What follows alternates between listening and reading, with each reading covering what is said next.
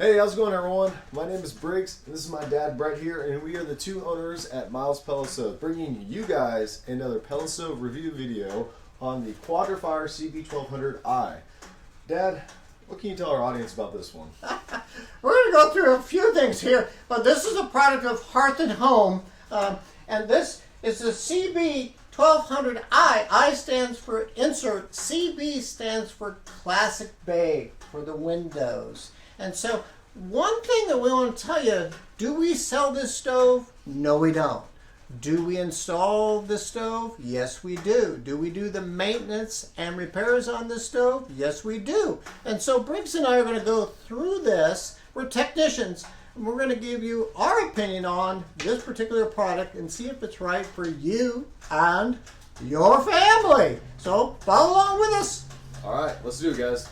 Okay, now we are going to talk to you a little bit about some of the specs on this stove. Now, Briggs hit me with a 2x4. I cannot be that low key. This is just me. So anyway, here are the key things. So people want to know how many pellets go into this hopper. Roughly 75 pounds. The other thing is BTUs, up to 48,500 BTUs. And the other thing is, how many square feet will this particular pellet stove heat up to? 2,600 square feet up to. So you have to look at the efficiency of your home and where it's placed. Does it make sense for your home? And the other thing, oh good golly, the MSRP, roughly $3,700. So do your shopping, because I've seen this stove in 2024 at one location where we live, and they were doing 25% off. That's a huge savings. So do your shopping. The other thing I like about this stove, I think is really unique, it is controlled via thermostat. So you can turn it on and off, pre-program it to come on Mondays and Tuesdays at certain times, or just make it real simple. Like I said, turn it on and off. It's very unique. It's just like a little mini furnace in your house. So now Briggs is going to kind of go through this whole stove with you to see if it's right for you and your family. All right, let's go into the stove. So over here, guys, the inserts and the freestanding, very identical. The only difference is where the stove is placed. So the insert over here, you're going to have the full surround. The surround comes in a few different variations. This is the standard one and the standard size. You also can get the bigger size if your hearth opening has a bigger, well, opening in itself. You can get different shades of the metal. You can even get the cast iron stuff. So it all just depends on what you want to spend on your stove. Over here, we'll just kind of start going from the top to bottom of the stove. So we'll start with the hopper lid. So if you open this up, you have the full metal sickle certifications and everything on there. So the year and date it was made to everything that makes this a certified stove. So this is very handy information. Here you can see how much hopper space you have for the CB1200. Right here you have the pellet, I call it the pellet damper rod. Basically this thing, if you pull it out, the opening down there for the pellets to go into the auger chute gets bigger, so you'll allow more fuel to go in, and vice versa. If you push it in, it makes the hole smaller, so less fuel gets in. So it's a good way to control how much pellets you burn and also how much fuel will, well, overall just go through the stove. Right here, folks, too, you'll have these things right here. If you pull them out, all these scraper rods for the heat exchange tubes. Now the heat exchange tubes are located right in there. These tubes, when the stove is running, will get heated from the fire in here, and a fan inside the stove will blow clean air through them, and that's where you're feeling the nice warm air right in there. I love the effect, Dad. That's perfect. We got to get you on QVC with that. So going from top to bottom again, you'll have on both sides here these panels that will just kind of open up as so. On the left side, there's not much to show except more of your exhaust fan and a few sensors, so there's not really much to do here unless you're doing technical work. But the bread and butter of the stove and all your access points for controlling it are right here. So you'll have a high, medium, and low switch. Since this is a used stove, this was previously marked just for reference. But right in the middle you got medium, up you got high, and all the way down you got low. You'll have a reset button here. You have the brain of the stove right here, the control board.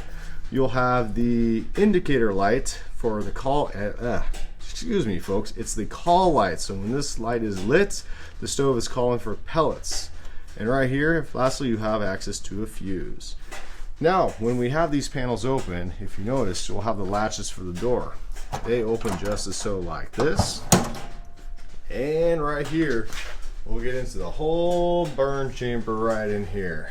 So right here, pellets will come out right here, go right into the very unique burn pot noted for Quadra-Fire stoves. And well, this is where all the magic happens. This is where the fire goes. Right here, thermocouple. This is the sensor that senses the heat of the stove. And on here, well, ash collects, easily vacuumed. And so lots of room to work here, folks. So we'll just kind of close this up halfway here. Then fully close it. As you can see, very simple, very concealed, all put together. Just looks just as we started. Now, finally, we'll go down here. Right here, folks, this is the ash pan door. So if you lift up here, pull this down, you'll have access to the ash pan where you can dump out the excess ash that falls in right here. Then once you're done, once it's dumped, just put it in and you're good. Now, what's unique about the Quadra-Fire burn pots too is they kind of have this trapdoor handle. And so right below there, there's a trap door. And if you can see it, do you have a good view right there? Yeah.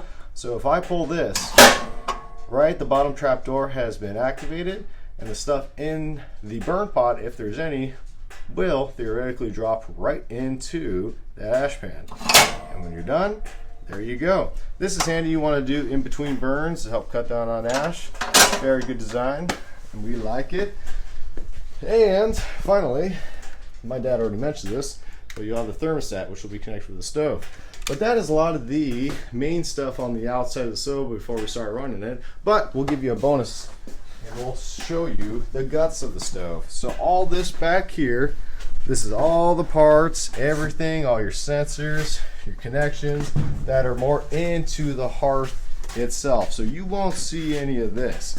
So coming back around, the things you will see with the inserts in the stove are all right here. And this lovely piece will block out anything else, which gives it, well, a nice look. And that is it.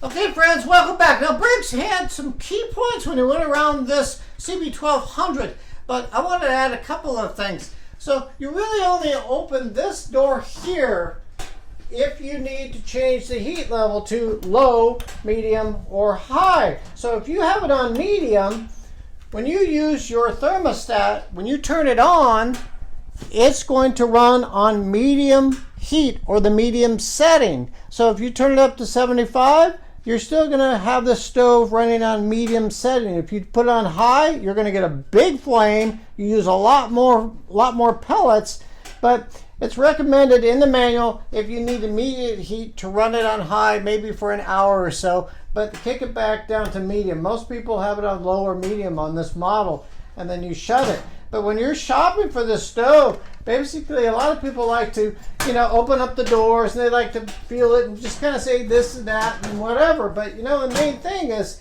we look at the different gauges of the steel so you can listen. It's like a musical instrument. You can just tell the sound here. So look at the quality of this stove. It's pretty good. Over the years, the way that this stove has been engineered, it's a powerhouse. It really hasn't changed that much. So I still like it. $3,700 is a lot of money, but it's still a pretty good stove. Follow along. Most of the time, and I think I'll get my flashlight out here, but when you're in a showroom, you only see the front of it. And so when you look in the back of it, you think, okay, well, $3,700. Well, you want to look at the back of these inserts. You want to look at the back of a freestanding stove. What are you getting for your money? So again, here is the control board. This is the vacuum switch. That's a safety switch. You can look into that later. Down here is the convection room air fan. So when this blows like this, moves like this, it moves the air up and out into your room in the nice warm air. So when you come over here, come along, son. All right. Right here is where your 3-inch flex line will attach. So you attach here, and by code there's 3 sheet metal screws and some high heat silicone, and you take that pipe and you run it all the way to the top of your chimney, and you get a full chimney kit and do it via code, do it safely for your family. And over here, this is your exhaust motor. So when this spins, it's getting rid of your bad exhaust, but it's also drawing in air into your burn pot that accelerates your flame. So again, back here, look at the quality. You just want to make sure that when you're looking at a stove, this one's not too bad at all. It's designed well, and it'll last for many, many years. I've seen some people that have this stove for over 20 years, and they take care of it. Cleanliness is the biggest thing to look at when you're a stove owner. And then we're coming around here, and then of course the bay windows. So this is really nice. When you have a nice setting in your house, you're going to be able to see the flame here, here, and obviously here. And so when you're in a showroom, they're going to have that flame as high as could be, a ginormous flame, just like in a brochure or pamphlet. And you think, wow, that's really neat.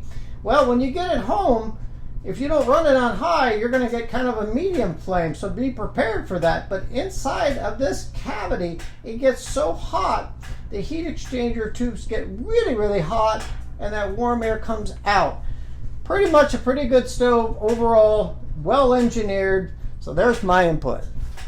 All right, guys, real quick, I want to kind of go over the run sequence when the stove is, well, activated. So first off, we're going to be focusing all on this side where a lot of your control actions, buttons, everything is. And we're going to be focusing on a little bit of the thermostat as well. So we're going to plug the stove in, and we're going to see what it does at first.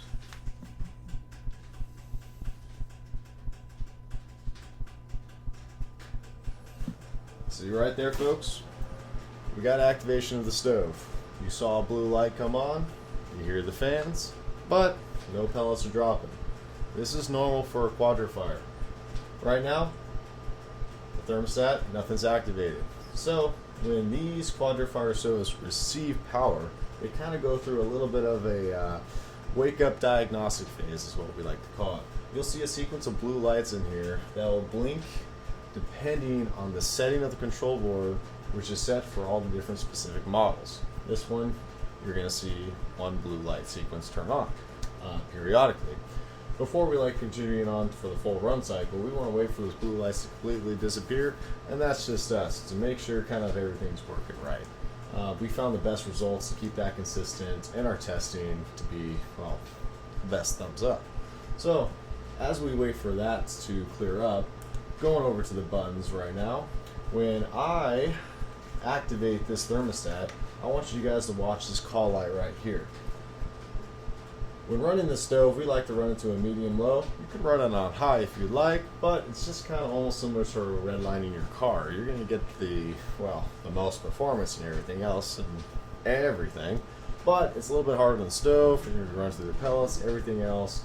And so a lot of times people like keeping it into these two switches here. So without further ado, I'm going to check to see if there's any blue lights. Looks like we're stopped. Now let's activate it. Let's go into the starting sequence. So right here, heat settings at 59 and inside is at 62 degrees according to this digital thermostat. So we're going to bump this up and get this activated. We're going to hear the click. See right there. We got heat on. You hear the clinking of the pellets right there. Call light turned on. If you also notice, the RPM of the fan raised up too. So this is all indicative of the starting sequence. The igniter's going, auger motor's going, not the convection fan. Don't worry folks, that's normal. The convection fan is only activated by a heat sensor, so this won't turn on right away. So right now, this is going to go into a starting phase, and after a while, once the stove senses that it is a good temperature, we'll go into a run phase, and then once it eventually gets hot enough in the room, this will do something just like this. Once it gets hot enough, that call light will turn off and the stove will go into shutdown, and it'll slowly burn everything out and it'll eventually shut down. Another thing I forgot to mention is right here is this reset button right here.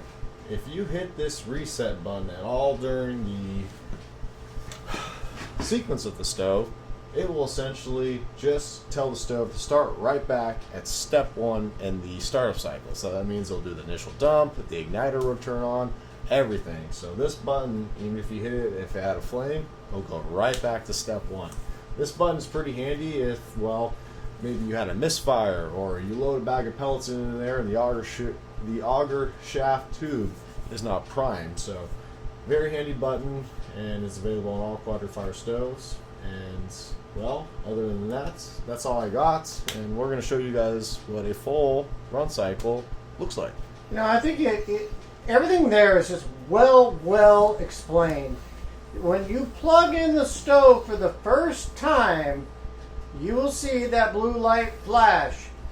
After that, you won't have to watch the blue light anymore. You can just shut the door, and then the stove is just activated and deactivated via thermostat. Just only when you plug it in for the first time, it'll go through that sequence. So that's when you first, install your stove. That's what you'll experience. I think that was well said. And yes, my dad's right. And through that whole kind of little, it's not the startup phase, but while it's running and everything else, once you initially plug it in, that fan will only run for about 10 or 15 minutes and nothing else is activated, and then it'll shut down, it'll be quiet. So no worries, you won't always be hearing a fan on your stove. And so we just wanted to clear that up. But hey, let's move on to the next steps.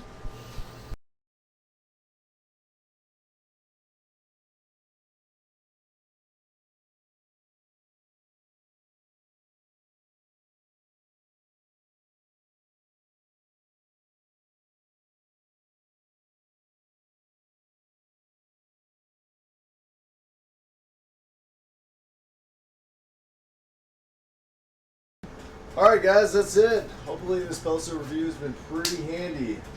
So far, we got full run cycle on the stove. We got a beautiful flame. This thing is fully going, and well, it feels real nice. Dad, you got any last thoughts and anything about the stove? And well, actually, what do y'all think of this one? Well, I think it's a pretty good stove. I definitely would put it on a list of one to consider. If it meets your budget, if it meets your heating needs. You can look at other options too, but I can tell you over the years, this stove here is tried and true. The engineers haven't really changed it much at all. So I think it's a good value. So I'd give it a thumbs up, and do your shopping. And again, you will find specials throughout the season. And we appreciate you viewing in with us today. And Briggs, we'll see you on the next video. Thank you very much.